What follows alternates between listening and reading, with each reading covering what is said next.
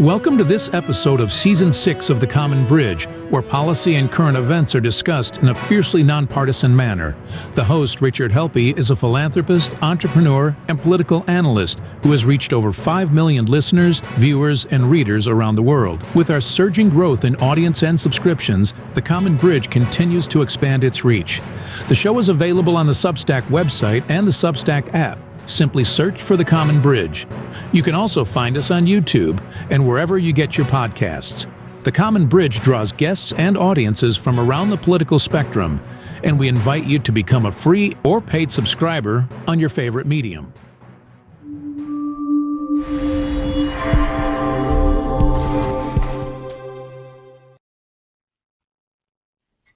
Hello, welcome to The Common Bridge. I'm your host, Rich Helppie, and I've got a great guest today. You're going to be informed and have some fun with Jenna McCarthy. Jenna, welcome to The Common Bridge. I'm glad to have you here. Hi, Rich. I'm so happy to be here. Well, Jenna and I share something in common. That is our amusement and disdain for the established media ecosystem. Now, I go at it saying, where can we get facts and figures and document? She does the same thing, but she's way wittier, and we're going to get into that a little bit. And just let me give you a little teaser. Do you know that you can donate your organs before you're even dead, maybe against your will? And for those of you that have seen our president go off, how many people have said that stuffing a dirty gym sock in his mouth might be an appropriate reaction? Well, we've got Jenna McCarthy here today, who's done all of those things. So, Jenna, you've been on Substack as a contributor for some time. This is not your first writing gig. So tell our listening and viewing and reading audience, how did you get to this point and what brought you to Substack? Oh, it's been a long meandering path, but I have been writing professionally for more than 30 years. I started in the early 90s. I lived in New York City and I was a magazine editor. I was a women's magazine editor. So I wrote for Mademoiselle and Shape and Self and Details and Glamour. I was a beauty editor. I was a fashion editor. I had a car column. I had a sex column. I wrote about all sorts of things that I knew nothing about. So essentially, I was a researcher. And why people hired me, I think, is because I was a humor writer. So they would give me these horrible topics, LASIK surgery, or something that wasn't inherently interesting, and say, "Please, we have to do a story on this. Can you please make it interesting?" So I was in that women's magazine world for many years. Loved it. I always joke, if you ever read a Get Her Better Body story, I probably wrote it. I was writing for all the fitness magazines. And then about maybe 18 years ago, I started writing books. I started with nonfiction, and then I wrote some novels, and then I wrote some middle grade fiction. And again, the commonality, that's not how most authors tend to write. And I was published with big publishers. I was published with, Random House and Berkeley and HarperCollins. These weren't all just self-published things. The commonality was always the humor, right? Even my children's books, my middle grade fiction, everything had to be a little bit funny. I never had any interest or intention of writing about government corruption and, health policy and politics. I was as apolitical as a human being could be. I used to call myself a sit-down comedian, right? I'm funny, and I'm funny behind a keyboard. And then, COVID happened, and I had a big platform and a bigger voice. And a lot of things weren't making sense to me. I call myself a conspiracy theorist. The locking up healthy people wasn't making sense, and masking healthy people wasn't making sense, and the stickers in the grocery store, and you're safe when you're sitting, but when you stand up, you'd better have that mask on. And there was just so much craziness that, for me, it was like, it was fodder. It was, if you're a humor writer, that crap was funny. So I started making fun of all the crazy, and, here we are. I mean, right, things spiraled. I lost a lot of friends. Why was I questioning things? Why was I questioning those safe and effective vaccines? And why this and why that? I got shut down on Facebook. I got shut down on Instagram for questioning. So Substack was this beautiful haven. It was a beacon. I could find other people to follow. People could find me.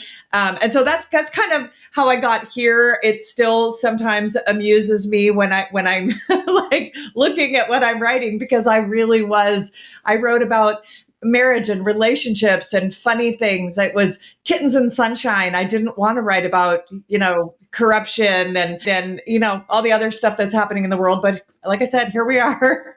Yeah, indeed. And, some of the things you said, HHS regulates healthcare as well as a mall cop could guard the Pentagon. You described other things as a horror movie with a billing department, which I thought was really good. And then as I dug into some of your writings, not only are they funny, but they are well researched. And, we went through a period like in COVID when you couldn't be funny. And I remember I went into a restaurant in Los Angeles and they said, "Do you have a vaccine card?" And I said, "Yeah." They go, "Can I see it?" I said, "No." And they said, "You can't come in." And I said, "Why?" They go, "You might not be vaccinated." I said, "Are you vaccinated?" "Yes." I said, "Then what difference does it make?" And the only answer is, well, maybe the hostess's vaccine didn't work. So the logic is, you want me to take a thing that might not work because yours might not work. And look, we did some serious research on the vaccines with Dr. Baker. We've had Dr. Birx on our show before and their point of views. And I think that's worth looking at. But it's the policy response was insane. Like, we're going to give these shots to children, which there was never a case to do that.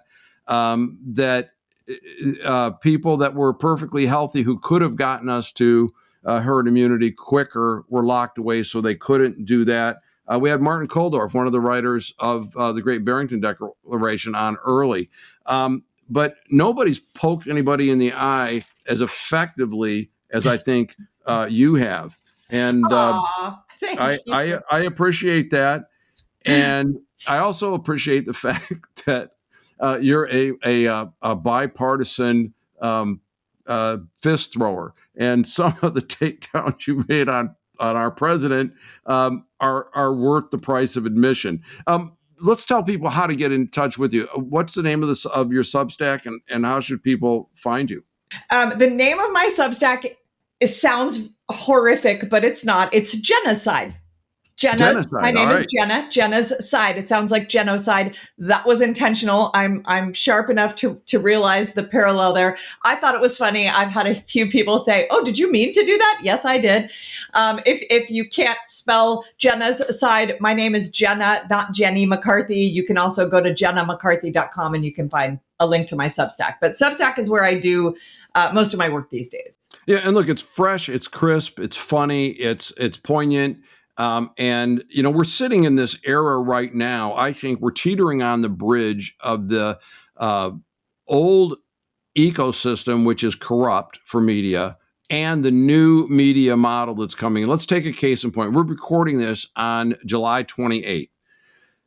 There was recently revelations, well documented, well timelined, about what happened to create the Russian collusion hoax. Who did it, when they did it, why they did it. Here's the receipts in the CIA. There's been great writers, Matt Taibbi and others, Chris Bray, that have meticulously gone through this and presented this on Substack. Yet, if you went to the splash page of the New York Times, right as that story broke, there were 5 headlines that had the name Epstein in them.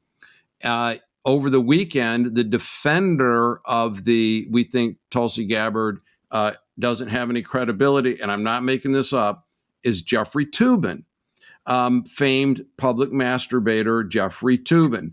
So you know that when the only person you can get to talk about your side is Jeffrey Toobin, you've lost. But neither CBS or ABC even mentioned the story on Sunday. It was all Epstein all the time.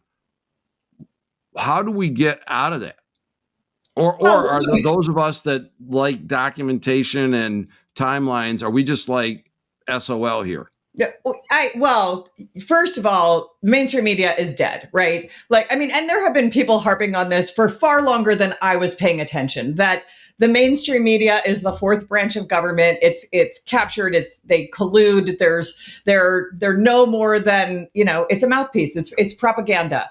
If they want us to hear it, it will be in the New York Times. The old, like when I was growing up, I was going to write, right? I wasn't necessarily going to be a journalist where I was out there pounding the pavement, but I was really fascinated by that career. And never once did it occur to me that the news was anything other than fact, right? It was fact. It's raining over here. There was a mudslide over here. This building was broken into. This government has made this decision.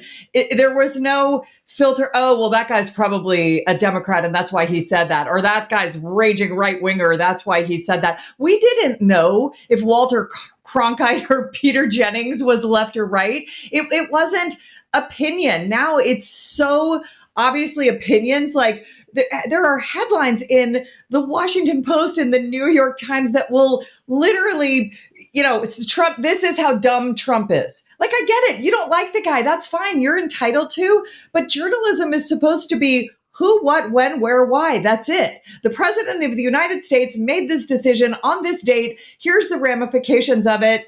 But they no longer can separate opinion or political affiliation. So it starts with narrative, that this is the story, and now we're going to fit that in. Again, I'll mention Tubin again because it's just so hilarious that they could find a shill like that to do that. But again, I imagine any job that is out in the public eye, it'd be difficult for that guy to get anymore. I know that I have employed thousands of people. We couldn't probably hire that guy again, right? Because the liability of that, if he does it again, would be, on us. But look, let's go through some of the recent things that you've written, because I think it really speaks to it. I think you have a great style for doing this. Most recently, and I'm just going to read the headline. It says, "The Gaslighting Olympics now with more autism." And the kind of the punchline in this is the writer is trying to say, because we want to get to the root cause of autism and maybe have less of it, that the people that are thinking that way want to eliminate her autistic son. It was a him. Yeah. The author was the father. It was read me the headline of that story. It was something like, unlike RFK Jr., I don't want to cure my son's autism. I think that was the headline. Yes. And that caught my eye because, who wouldn't want a normal, healthy existence for their child? Who would willingly sign up for, like, you're creating your dream child, right? When you're 18 years old, you're not married yet. You're going to say, oh, I hope she has blonde hair and blue eyes and she's funny and smart and profoundly autistic.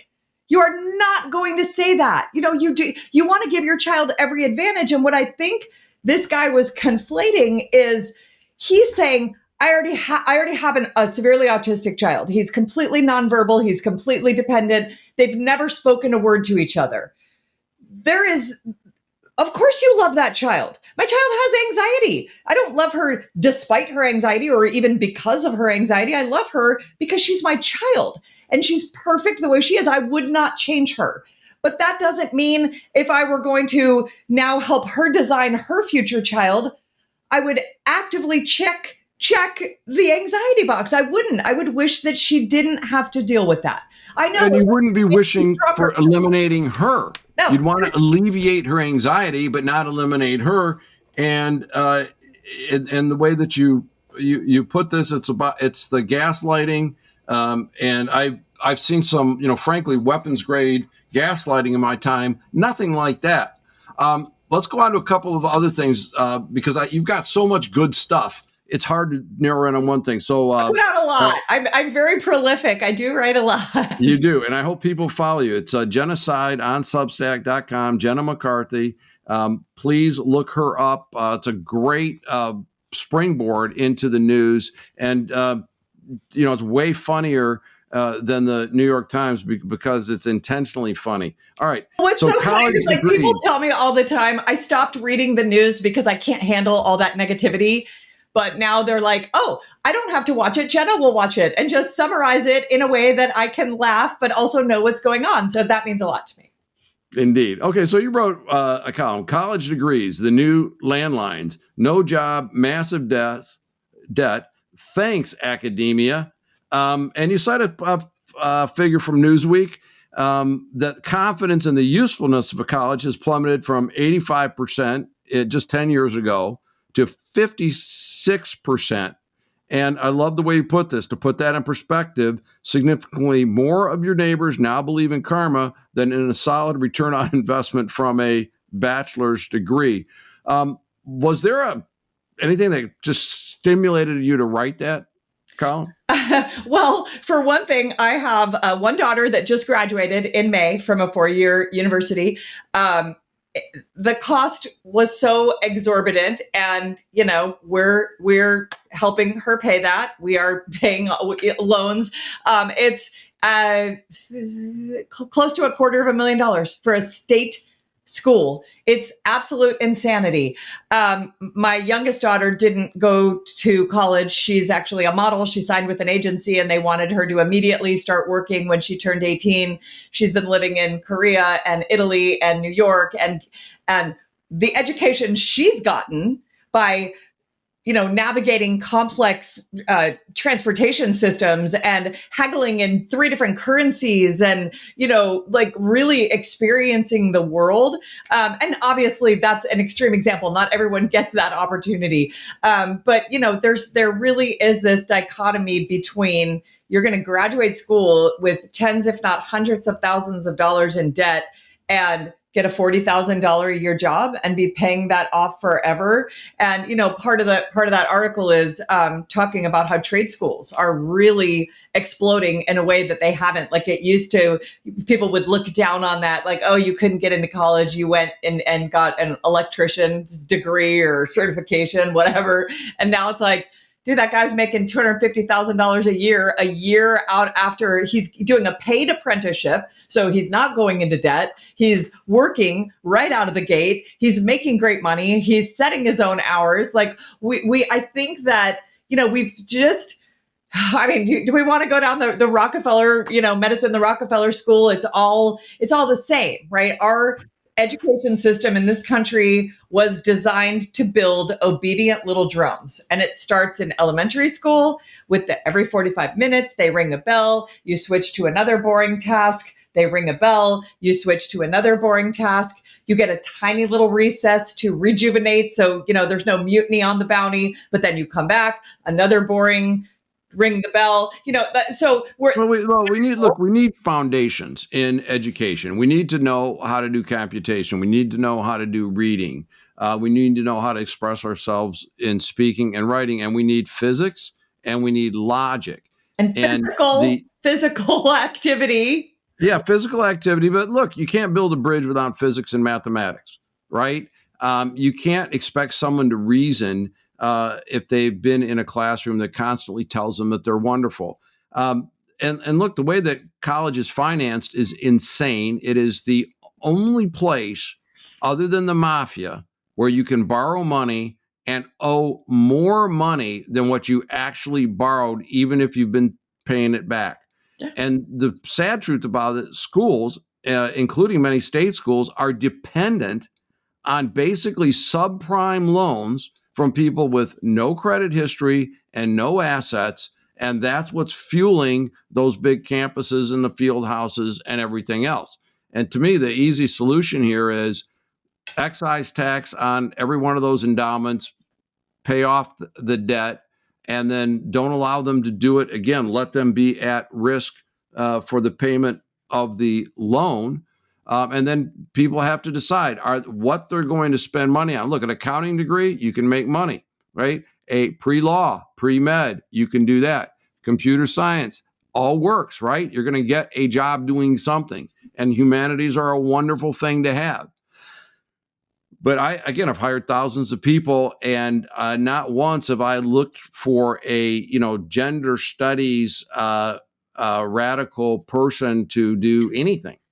Right? It just doesn't happen. In college, well, I came from my sister, my older sister was the first person in our family to actually go to college, and she wound up going on to Duke Medical School. But I was next. I went to Florida State University, which was a big deal in my family. My dad was a high school dropout. My mom had had 1 year of secretarial school. That was it. We knew nothing about college. We didn't know how it worked. I got to college. I created this whole, a schedule of really fun sounding classes. And when I went to register, they were like, are you a freshman? I was like, yeah, I am. They're like, you can't take any of these. I did not know how anything worked. I was so dumb. And I changed my major 15 times, and they were always at one point, and I'm again, it is what it is. I changed my major to leisure services. Because I heard that was a really good way to get a job at Club Med, and that was going to be super fun, right? I was going to go just do because I had no idea what I wanted to do, Yeah, I think that's a great way to spend the undergraduate times. Yeah, change 15 times. It's the last time in a person's life when it's all about them. Right. They have, no spouse, mortgage, job, whatever. Yeah, do it. You might take a class in oceanography and go, you know what? There it is. That's what I want to do. And that's what it's about. All right, here's another headline from you. And this is explosive. Well, you actually use the word explosive in the headline. Trump informed he may have met Epstein. And the opening paragraph says the Wall Street Journal is on a hell of a roll. Last week, the outlet famously dropped a breathlessly exclusive bombshell, a raunchy letter Trump allegedly sent to Epstein. Now, my take on this is, yeah, Trump and Epstein knew each other. They're New Yorkers, and they live a stone's throw apart from each other in Palm Beach. And also 3 terms of a Democratic president, 3 full election cycles, all intent on smearing Donald Trump, not a peep about Epstein. And all of a sudden, it's front page news. It's even knocking important stories like, hey, we found receipts on where Russiagate started. But what made you write this column about Trump and Epstein? Because because I want to say this, you swore off writing about this and you wrote some more. I said maybe. I said this may or may not be my last Epstein post, but this one wrote itself. This goes back to what you asked earlier, right? Like, what in the godforsaken hell has happened to our media? So the headline on this story from the Washington Post was not Trump definitively found in the Epstein files, or, Trump found to have a timeshare on Little St. James. It was Trump was informed that he was in the Epstein files. No blank. First of all, the flight logs have been public for months, right? Everybody knows Trump knew Epstein. There's been, Getty images floating around of the two of them. Like you said, they were 2 really wealthy, really powerful people in the same social circles. If I find out my neighbor's an axe murderer, the police show up, they come and arrest him, they interview me on TV. Did you know that guy? Well, I mean, he was my neighbor. One time he borrowed my shovel, but there's the photo of him and I. Now I associate with axe murderers. It just happens. And again, I'm not defending Trump. We don't know, right? We don't know what we don't know. We don't know why they're not telling us. We don't know if there's some big grand scheme. Personally, like I said, I'm a conspiracy theorist. I do find it very interesting that basically Democrats didn't really care about the Epstein thing until Trump said, yeah, there's nothing to see there. And then all of a sudden they're the ones demanding for the release. So one of my pieces I wrote about this was, and many people have speculated this since. I'm not saying I invented this, but maybe this was Trump's way of getting them to be interested in it. It's because as soon as he says, no, they go, oh, he's in it. That's why. It's a cover up. So, you know, I would like that information to come out. Obviously, you know, I don't need any dirty details. Please, God, spare me those. But I would like to know who the nefarious characters are in our government and in our industries that we worship, which celebrities are dirty dogs. And so we know not to support them in any way. I think that's important. And look, there's been busts many times in the last 6 months where they're taking down big networks of international pedophiles. All right, that is happening. And they're not, again, making the papers. And of course, if the president's involved with something like that, then he has to go and he has to face charges, period, full stop. Although I'm thinking, you know, okay, if you had that on the guy and you said we got to stop him, and you're meeting with, you know, Obama and, you know, Kerry and Clinton and Comey and Clapper, and you go, okay, guys, we got this guy film of Trump with an underage girl. All right, let's run with that. And someone says, no, let's use this fake P-tape thing from Russia instead. And they go, you know what? That's a better idea. Like, that doesn't happen. It doesn't happen.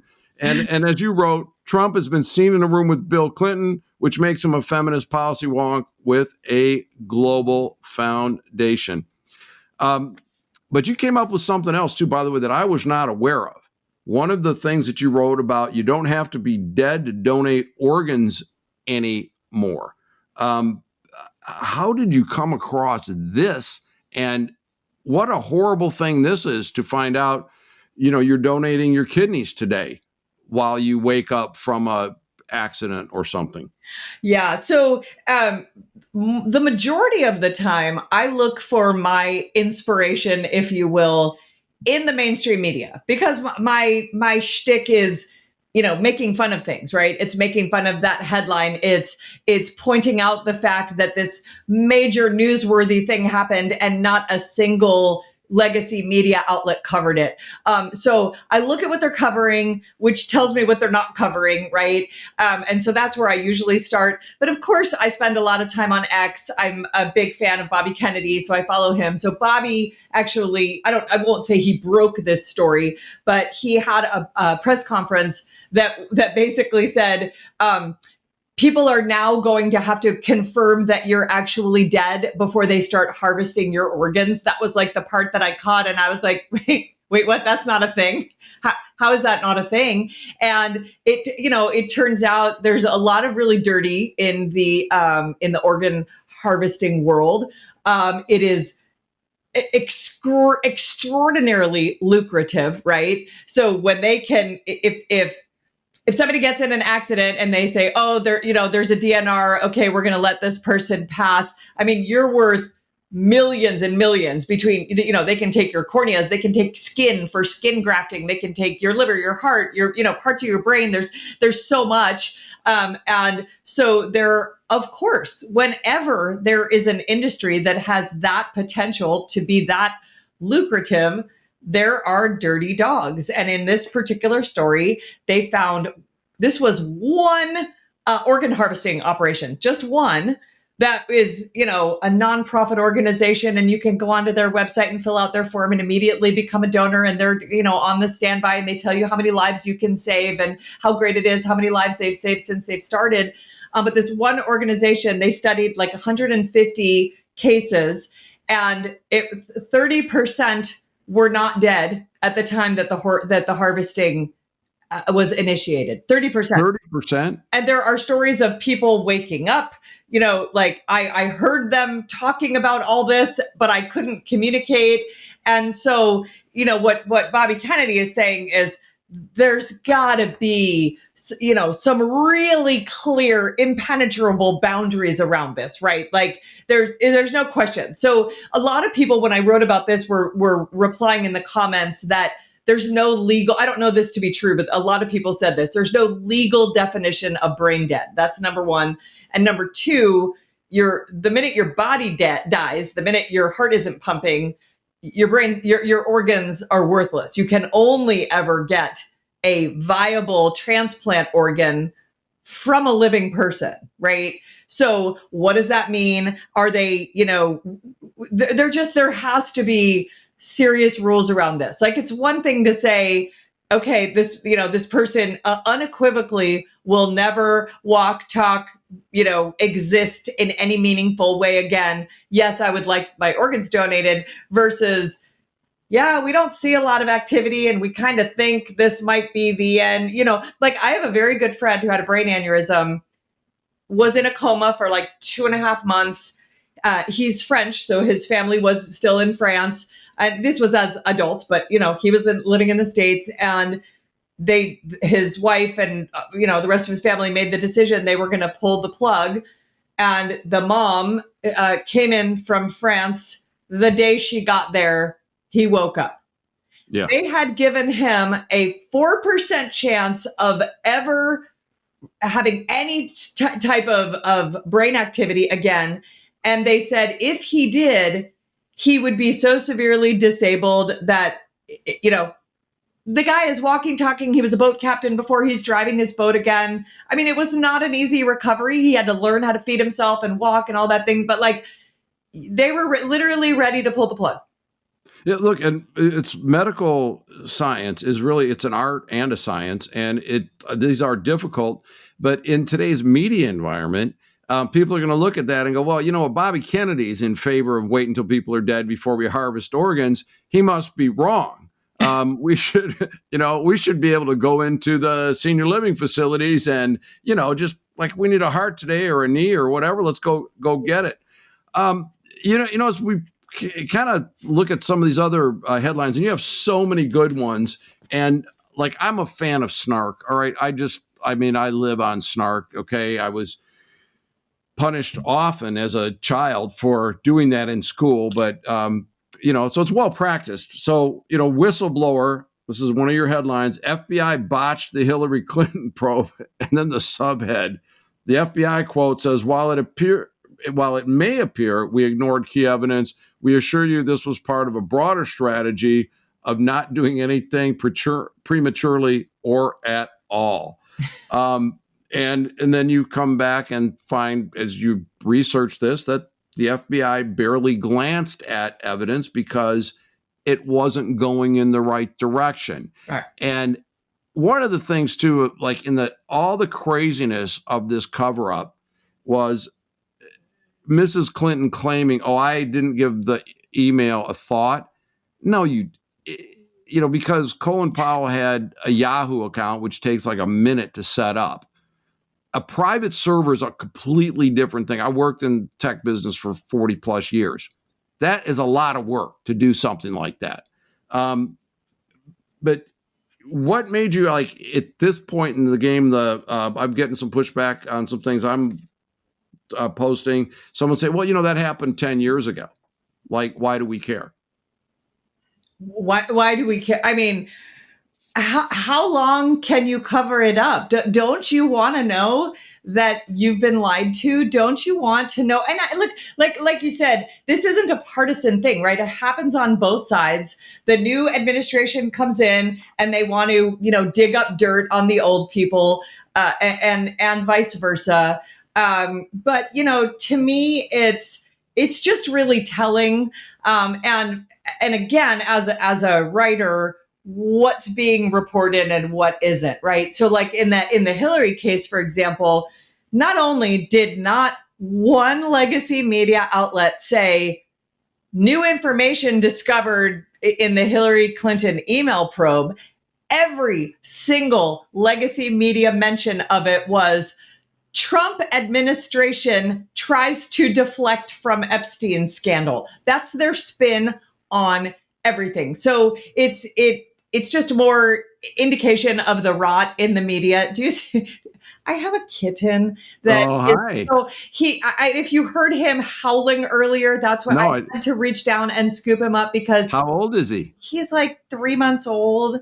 And he was a rescue, and he's glued to me, and I'm so sorry if you can hear him purring. No, I can't hear him. He's a very handsome kitty cat. He's cute. Look at him. And for all of you, I hope that people are, if you're listening to the podcast, you can't see him. It's a beautiful cat. He's just, and if you're watching on the video, it's worth signing in I for. have 3. I'm a crazy cat lady. I'd have 30 if they didn't come with Does JD Vance know about this? Okay, because apparently he wants to eliminate cat ladies. Who?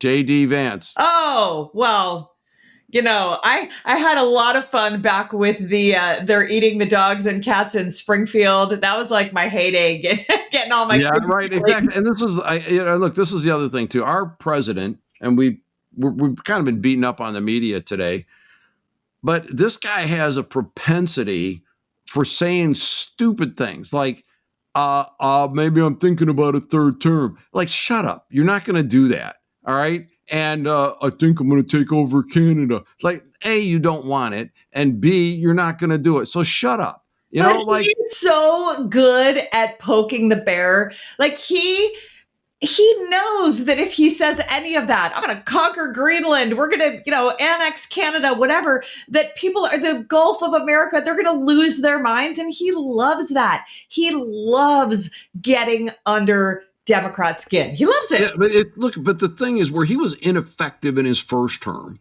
was for being undisciplined. Okay. He didn't read the presidential daily briefings. He was up, tweeting, probably sitting on the throne at 3 a.m. and picking fights with Hollywood actresses. And so, like, this time around, like, grow the F up and act like a president, because, last night they announced a trade deal with the European Union that, NATO is, other countries are paying more than more of their own defense costs. In June, the United States ran a surplus because spending's down 7%, and we had a quadrupling in tariff income, and it was $26 billion, but still it's in the black. And like, dude, just shut up and talk about that stuff as well. If I could tell you, if I had a penny for every time I've thought exactly that, watching him talk, just like, oh, don't say it. Just no. Somebody give him the hook. Where are his people? Where are the people? Like when he's like, and the press knows how to goad him too. They'll ask him about Hillary. Doesn't matter. Stupid lady. She's a stupid lady. Yeah. No. Be a tiny bit presidential. Don't give them that fodder. Just say, you know what?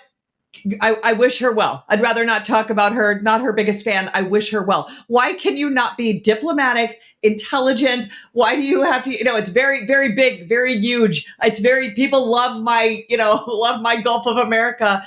Just be. No, nobody. Well, look, he said Ghislaine Maxwell said, I wish her well, because she was going to prison. And I was like, aha, okay. that got jumped on.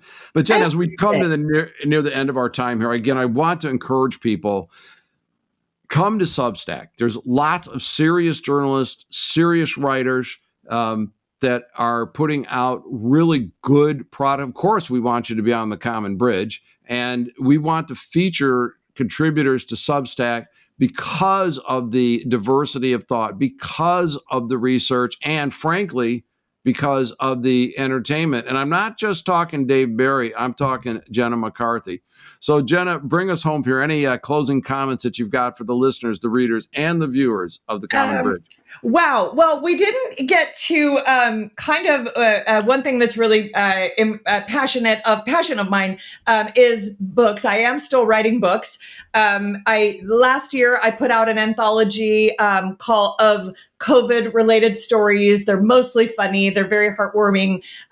It's called Yankee Doodle Soup for the Fringy Tinfoil Hat Wearing Conspiracy Theorist Soul.